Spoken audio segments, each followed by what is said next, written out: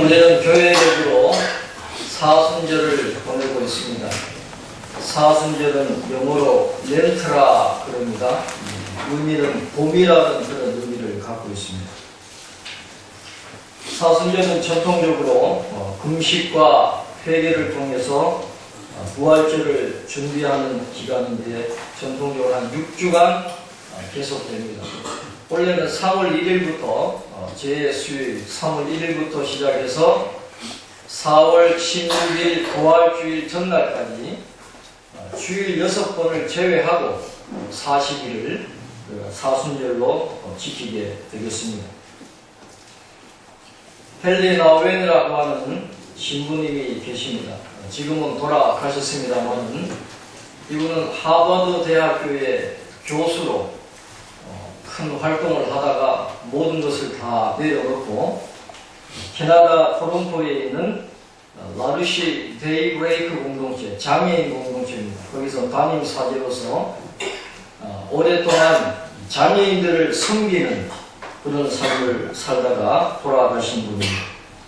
이분은 영성에 굉장한 관심을 많이 갖고 영성에 관한 책을 굉장히 많이 쓰면서 영적으로 갈급하고 영적으로 힘든 사람들에게 위로를 주고 감동을 주었던 그런 분입니다. 이 헨리 나우엔이 이 사순절을 뭐라고 묘사했냐 하면 사순절은 겨울과 봄이 주도권을 잡기 위해서 싸우는 계절이다 그렇게 보고 있습니다. 지금 저희가 딱 겨울에서 봄으로 가는 계절이잖아요. 그런데 겨울이 다 지나간 것 같은데 또 이번 주에 또 꽃샘추위가 온단 말이죠. 그러니까 서로 겨울과 봄이 주도권을 가지고 다투면서 엎치락 뒤치락하는 그런 모습으로 사순절을 묘사를 하고 있습니다. 우리 마음속에도 겨울과 봄이 주도권을 다투려고 싸우고 있다는 겁니다. 우리 마음속에도 어두움과 빛이 서로 주도권을 다투기 위해서 싸우는 그런 갈등하고 있는 그런 존재가 우리 인간인데 이 사순절 기간을 통해서 우리가 경건의 삶을 잘 살면 우리의 마음속에 어두움을 물리칠 수가 있다는 겁니다. 우리 마음의 어두움을 물리치고 빛으로 꽉 채우게 되면 이 사순절 기간에 우리가 영적으로 승리하면 1년을 승리할 수 있는 그런 영적인 힘을 얻는 굉장히 중요한 절기다 그렇게 보고 있는 것입니다. 그래서 사순절은 우리로 하여금 하나님의 말씀을 향해서 더 마음을 넓게 열라라고 요구를 합니다. 또 삶의 모든 영역에서 변화하라고 우리에게 촉구합니다.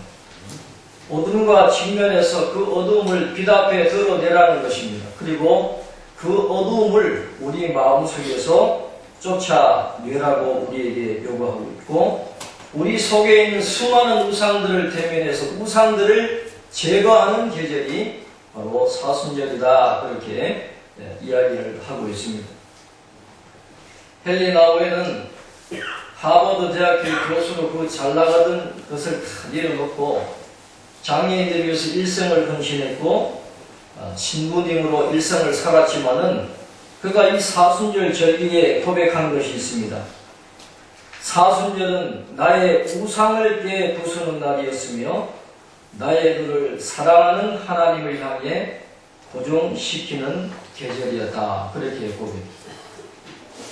그분의 마음속에도 우상이 그렇게 많았다고 한다면 이 세상에서 살아가고 있는 저와 여러분의 마음속에도 얼마나 많은 우상들이 우리가 알게 모르게 우리 마음속에 우상들이 많이 있을 텐데 이 사순절을 우리가 보내면서 우리가 민감하게 그런 우상들을 발견하고 깨부수고 우리의 눈을 하나님께로 고정시켜 나가고 다시 한번 주님께 가까이 나아가는 그런 영적 계절이 되시기를 바랍니다.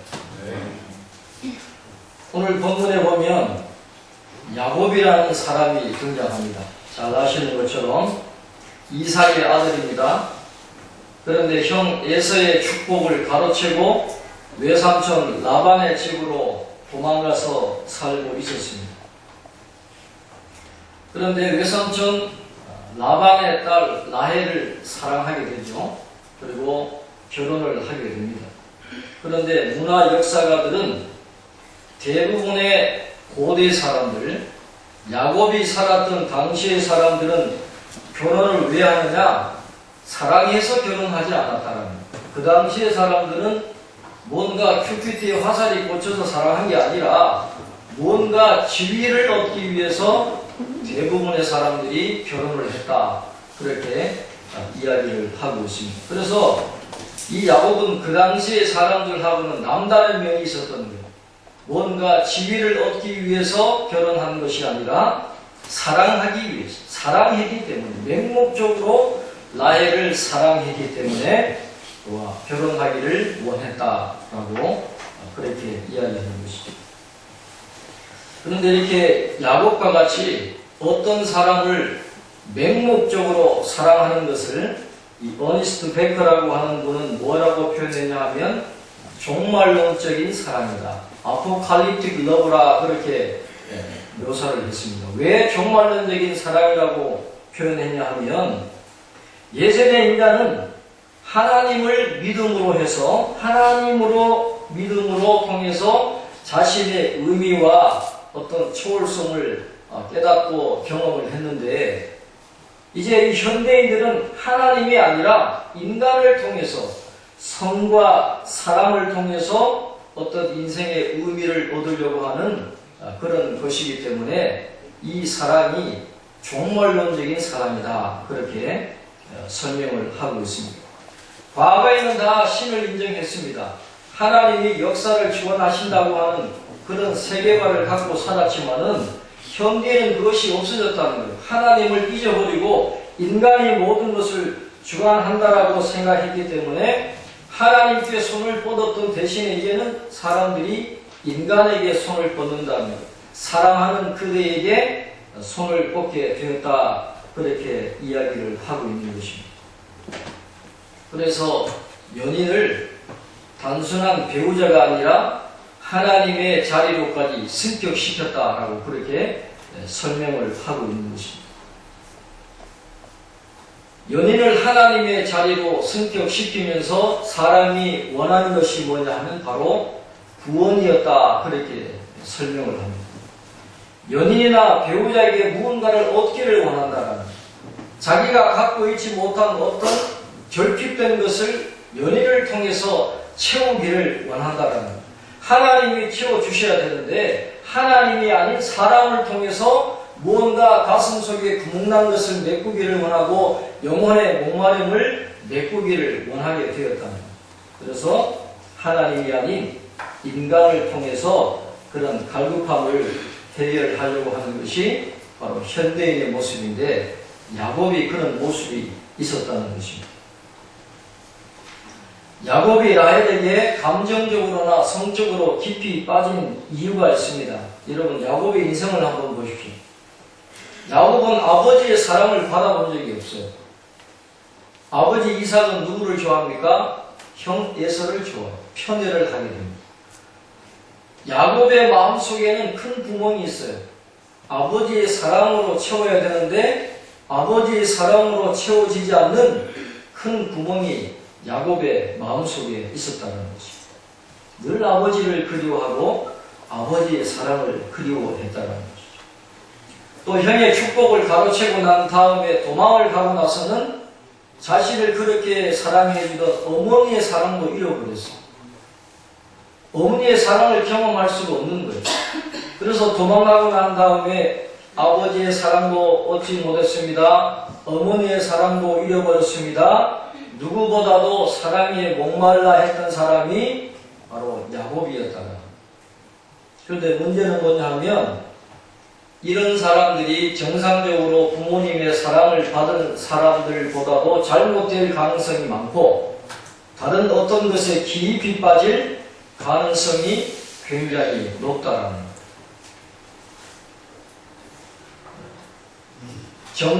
정동석 교수라는 분이 있습니다. 침례교 신학대학교에서 상담을 가르쳤던 분인데 이분이 과거에 유병원을 만나가지고 구원파에 빠진 적이 있어요. 그래서 8년 동안 구원파 신도로 활동을 하다가 이거 뭔가 잘못했구나 하고 나중에 빠져나와가지고 이분이 구원파 때문에 고통받는 사람들을 위해서 책을 썼는데 그 책 제목이 뭐냐 하면 구원파를 왜 이단이라고 하는가 하는 그런 질문. 그분이 그 책에서 뭐라고 이야기하냐 하면 이단에 심취한 사람들이 늘어나고 있는데 그 원인이 있다라는 것입니다. 이단에 심취하고 이단에 빠지는 사람들 대부분을 보면 다 엮이는 가정 출신이다. 엮이는 가정. 부모님에게 사랑을 받고 칭찬을 받고 이렇게 건강하게 자라나야 되는데 사랑을 못 받은 거예요. 칭찬을 못 받은 거예요. 항상 불만이 있고 그런 갈급함 때문에 여호와의 증인이나 다른 이단들이 와서 사랑해주고 칭찬해주고 하면 거기에 넘어간다라. 그래서 이분은 뭔 표현을 쓰냐면 사랑 폭격이라는 말입니다. 러브 어택을 이단들은 그렇게 한다는 거예요. 그런 사람들을 찾아가가지고 사랑 폭격을 합니다. 사랑해주고 칭찬해주고 인정해주고 심지어는 이 이단들이 포섭하는 방법이 뭐냐 하면 어떤 장사를 하는 사람들이 있으면 그 지역의 모든 이단들이 이 사람들한테만 거래를 합니다. 한꺼번에 수익을 높게 해줘가지고 마음을 뺏고 이단으로 끌어들이는 그런 일들을 하니까 사랑에 갈급한 사람이 그런 사랑의 폭격을 받으니까 다른 건 눈에 안 들어요. 그 사람들이 교리 때문에 넘어가는 게 아니라 사랑 때문에 이단에 빠지고 그렇게 거기에 올인하는 그런 모습이 있다는 것입니다. 그래서 똑똑한 사람, 성실한 사람, 어떻게 저런 사람이 이단에 빠질까 하는 사람들 중에 대부분이 가정 환경이 좋지 않은 사람들이든지 사랑받지 못하고 가족 간에 대화가 없는 사람들인지 대부분 그런 사람들이 이단에 빠지게 된다는 것입니다. 그 책을 쓰면서 교회들에게 그분이 경고의 메시지를 던집니다. 뭐라고 던지냐 하면 이단은 기성교회의 약점을 파고든다. 사랑이 없는 교리로 화석화된 기성교회에 경종을 울려주고 있다. 이단은 기성교회의 시어머니다. 그렇게 얘기합니다. 이단이 기성교회의 시어머니입니다. 제가 아침에 출근할 때 보면 사택에서 이렇게 성내천 쪽으로 쭉 나오거든요. 그러면 그 시간대에 여호와의 증인들이 빌라에서 곳곳에서 나와요. 한 20명 정도가 쭉 나와가지고 그 책 무료로 나눠주는 거 있잖아요. 그걸 끌고 전부 각자 포스트로 흩어지는 걸 보게 되는데 지하 단칸방에 사는 나이 드신 분들, 힘들게 사는 분들이 그 책 판매대를 끌고 이렇게 가는 것을 보게 됩니다. 젊은 남자들도 있어요. 나이 드신 분도 많고 남자들이 그분들은 일을 안 하나 봐요. 뭘 먹고 사는지 모르겠는데 하루 종일 일주일 내내 그걸 하는 거예요. 하루 종일 그 책 옆에 서 있는 거예요. 올인하는 거예요. 저 사람들이 어떻게 저렇게 하니까 아마 러브 어택을 받지 않았을까 그런 생각입니다.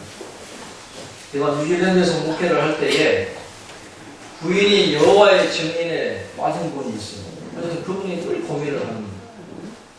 그런데 물어봤습니다. 왜 부인이 여호와의 증인이 빠졌습니까? 물어봤더니 부인이 이런다는 거예요.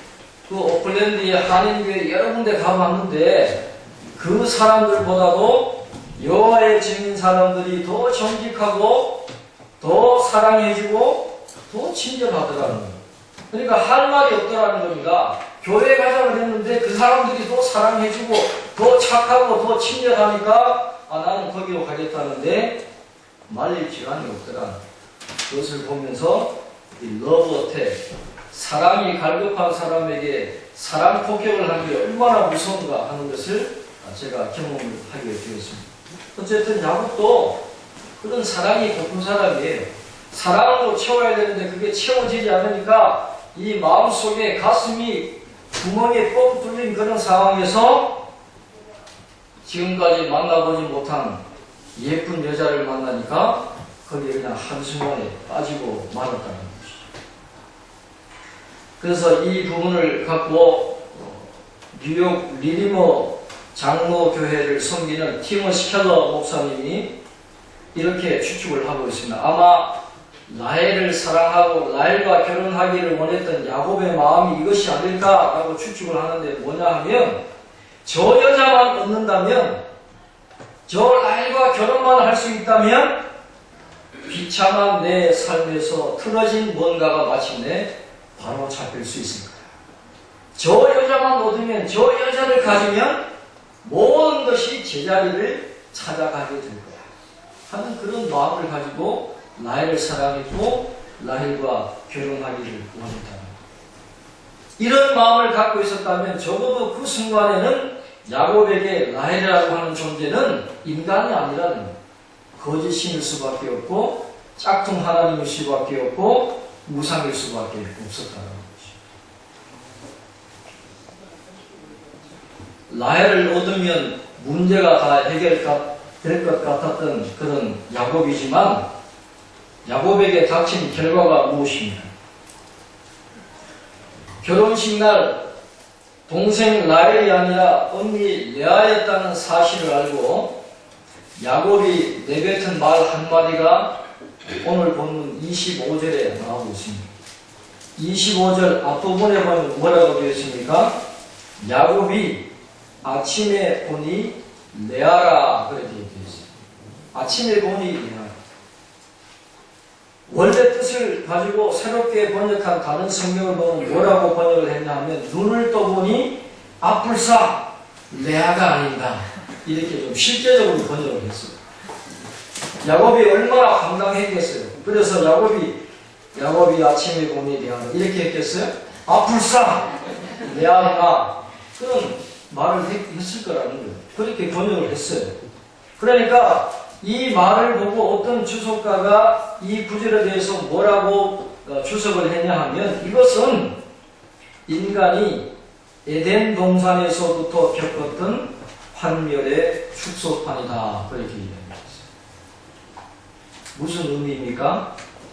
하나님이 아닌 다른 어떤 것에 우리의 희망을 걸어도 그것이 나일 것 같아서 희망을 걸어보지만 아침에 눈을 떠보면 라헬이 아니라 아뿔싸 레아였구나. 이런 고백을 할 수밖에 없다라는 거예요. 하나님이 아닌 다른 것에 희망을 두고 하나님이 아닌 다른 것을 사랑하고 신뢰하고 종이 되어버리면 그것이 나일 것 같아서 내 문제를 해결해주고 나에게 참된 자유와 행복을 줄 것 같지만 결국은 레아라고 하는 그 존재 때문에 얻게 되는 그런 실패감, 좌절감, 환멸, 절망 그런 것들을 얻을 수밖에 없는 것이 우리 인간이다. 그래서 거짓 신들이나 우상이나 짝퉁 하나님을 따라가면 절대로 안 된다는 것입니다. 누가복음 15장에 나오는 탕자를 한번 여러분 생각해 보세요. 아버지의 집을 떠나서 아버지의 품을 떠나서 먼 나라에 가면 참된 자유를 누릴 줄 알았어요. 부와 명예를 누리고 자기 마음대로 탐닉에 빠져서 엄청난 쾌락을 누리고 잘 살 것처럼 그렇게 떠나갔지만은 결국에는 다 잃어버립니다. 그리고 돼지를 칩니다. 돼지가 먹는 쥐염 열매로 배를 채우고자 하지만 누구도 그에게 쥐염 열매를 주지 않았다는 너무너무 비참하게 되었다는 것입니다. 아버지의 집을 떠나면 안 되게 되어 있습니다. 참된 사랑이 있는 곳을 무시하고 다른 곳에 가서 참된 사랑을 아무리 찾으려고 해봐도 아무리 고집해봐도 나중에는 결국 라헬이 아니라 레아가 될 수밖에 없다는 것이죠. 반대로 오늘 나오는 이 레아라는 인물은 반대입니다. 레아라는 인물은 처음에는 남편에게 사랑도 못 받고 인정도 못 받고 해서 남편과 자녀들을 통해서 뭔가를 채우려고 했던 짝퉁 하나님, 우상, 거짓 신들을 쫓아갔던 인생이지만 나중에 하나님께로 돌아가면서 참된 만족을 얻은 사람으로 소개를 하고 있습니다. 여러분 오늘 본문 앞에 나오는 창세기 29장 17절에 한번 보시면 이런 말씀이 나옵니다. 창세기 29장 17절에 보면 레아는 시력이 약하고 라헬은 곱고 아리따우니 그렇게 이야기했습니다. 레아는 시력이 약하고 라헬은 곱고 아리따다고 했습니다. 이 말은 레아가 눈이 안 좋았다 그런 의미가 아니잖아요. 시력이 안 좋은 것하고 라헬의 미모를 비교하는 걸 보면 결론적으로 보면 레아는 못생겼다라는 거예요. 시력이 약한 게 아니라 못생겼다. 뭐 사팔뜨기였든지 얼굴에 뭐 흉측한 뭐가 있었든지 역시 레아는 못생겼던 그런 여자라는 거예요. 결론은 성경은 조금 예쁘게 묘사해서 시력이 약하다 했지만 유난히 못생겼다. 그러니까 예쁜 라헬의 그늘에서 불쌍하게 산 사람이 이 레아예요. 아버지에게도 인정받지 못했어요. 야곱과 결혼하겠다라는 자기 마음으로 간 게 아니잖아요. 아버지가 일방적으로 보내버린, 그러니까 아버지나 야곱에게 인생을 잃어버린 사람입니다. 그래서 마음속에 구멍이 있는 거예요. 누구에게도 인정을 받지 못하고 사랑받지 못하는 구멍이 있는데 야곱과 결혼하면서 뭔 생각을 했느냐. 내 남편과 내 자식들을 통해서 이 구멍을 메꾸어보겠다. 남편에게 사랑받고 자녀들에게 사랑받는 어머니가 되어서 이 구멍을 메꾸어 보겠다. 다시 말해서 남편과 자식들이 그녀에게 우상이 되었다는 것입니다. 그런데 그것이 자신에게 만족을 주지 못하는 거예요. 그러니까 나중에는 하나님께로 돌아갑니다. 하나님께로 돌아가니까 그 구멍이 메꾸어지고 참된 만족을 얻게 되었다. 그걸 어디서 하느냐? 자식들을 낳고 이름을 어떻게 부르냐를 보면 우리가 알 수 있어요. 자, 보면 첫 번째 아들은 루벤이라고 짓습니다. 루벤이라는 뜻이 뭐냐 하면 보다라는 뜻이에요. 그래서 루벤이라는 이름을 지으면서 이 레아가 생각했던 것이 뭐냐 하면 내가 아들을 낳았으니까 남편이 나를 봐줄 거야. 남편이 나를 무시하지는 않을 거야 하는 그런 생각이 들었다. 그런데 원대로 안 되잖아요. 야곱의 마음이 레아에게 오지 않거든요. 두 번째 아들을 낳습니다. 두 번째는 시몬이에요. 시몬이라는 뜻이 뭐냐 하면 듣는다라는 뜻입니다. 듣는다. 이제는 남편이 내 말을 들어주겠지. 아들 둘이나 낳았는데 이제는 나를 사랑해주고 내 말을 들어줄 거야. 그런 생각을 했다는 거예요. 그런데도 야곱은 그렇게 하지를 않았어요. 그 다음에 또 셋째 아들을 낳습니다. 이름을 레위라고 했습니다. 레위는 뜻이 뭐냐면 애착을 갖는다라는 거예요. 내가 세 번째 아들을 낳아 주었으니까 이제 남편이 나에게 애착을 가질 거야. 나를 귀하게 여길 거야. 나를 사랑해 줄 거야. 이렇게 생각을 했지만 야곱의 마음은 그녀에게 오질 않았다는 거예요. 아이를 낳으면 낳을수록 점점 더 외로워지게 되고 점점 더 괴로워지게 된 인생이 바로 레아였다는 거예요. 그런데 넷째 아들을 놓으면서 변화합니다. 넷째 아들을 놓으면서 돌파구를 찾게 됩니다. 넷째 아들 이름을 뭐라고 짓습니까? 유다라고 짓게 돼요. 유다는 뭡니까? 찬송함이라는 뜻입니다. 내가 이제는 하나님을 찬송하리라. 내가 이제는 하나님을 찬송하겠다는 거예요. 다른 아이들 이름을 지을 때와 달라요. 이제는 남편이나 아이를 언급하지 않아요. 남편이나 아이를 통해서 만족을 얻겠다는 그런 마음을 잊어버리고 이제는 내가 하나님만을 찬양하겠다. 하나님만을 사랑하겠다. 하나님만 보겠다 하면서 만족을 얻게 된다는 것입니다. 야곱과 라반이 레아의 인생을 훔쳐갔지만 하나님께 마음을 바침으로 잃어버린 그녀의 인생을 다시 찾을 수가 있게 된 것입니다. 그리고 그 유다를 통해서 진정한 왕이신 메시아가 태어납니다. 하나님은 아무도 원하지 않고 아무도 사랑하지 않았던 못생긴 그 여자에게 나타나셔서 그 여자의 후손을 예수님으로 점지해 주셨습니다. 아름다운 라헬이 아닙니다. 누구도 원하지 않고 사랑하지 않는 여인인 레아를 통해서 세상의 구원이 이루어지게 되었다는 것입니다. 성경에 보면 하나님은 레아가 사랑받지 못한 것을 보고 하나님 자신이 그녀의 태의 문을 열어주면서 하나님이 그녀를 사랑했다라고 이렇게 설명합니다. 하나님은 아무도 원하지 않는 자, 약한 자, 사랑받지 못하는 자들을 사랑해 주십니다.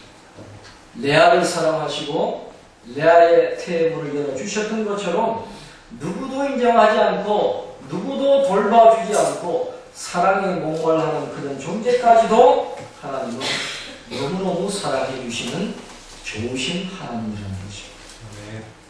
우리 마음속에 있는 우상 숭배를 극복할 수 있는 힘이 바로 거기에 있습니다.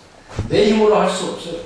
하나님의 사랑을 깨달을 때 예수님을 통해서 나타난 그 하나님의 사랑에 진심으로 감동되기만 하면 그 하나님의 사랑, 그 예수님의 사랑, 구세주가 되시는 예수님이 마음에 계시면 우리 마음속에 있는 우상들이나 거짓신들이나 짝퉁 하나님 이런 것들을 우리가 다 버릴 수가 있다는 것입니다.